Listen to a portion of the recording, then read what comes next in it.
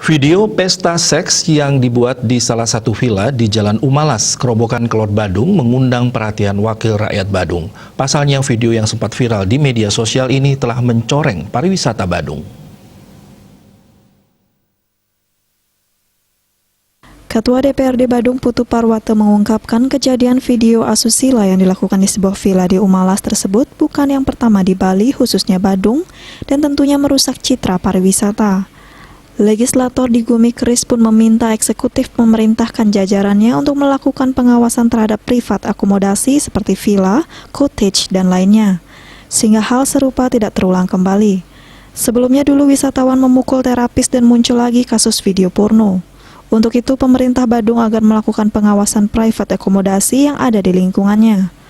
Kasus video asusila yang dibuat wisatawan saat menginap di villa tidak terlepas dari kurangnya pengawasan di lapangan. Terlebih banyak rumah mewah yang dioperasionalkan layaknya villa dengan biaya yang terjangkau. Karena itu perlu pengawasan, pembinaan terus-menerus, dan yang terpenting perangkat desa harus tahu aktivitas yang ada di lingkungannya. Tak dapat dipungkiri pada 2021 ini sudah ada 2 kasus asusila yang dilakukan di wilayah Kabupaten Badung. Pertama, saat seorang bule berbadan gempal memukul seorang wanita terapis spa lantaran tak mau melayaninya berhubungan seks. Kemudian beberapa hari lalu beredar video pesta seks yang diperankan 4 WNA dan seorang cewek lokal. Sementara itu dikonfirmasi terpisah, Lurah Kerobokan Kelot Made Wistawan menyatakan sangat menyesali perbuatan yang sampai merusak nama Kerobokan Kelot.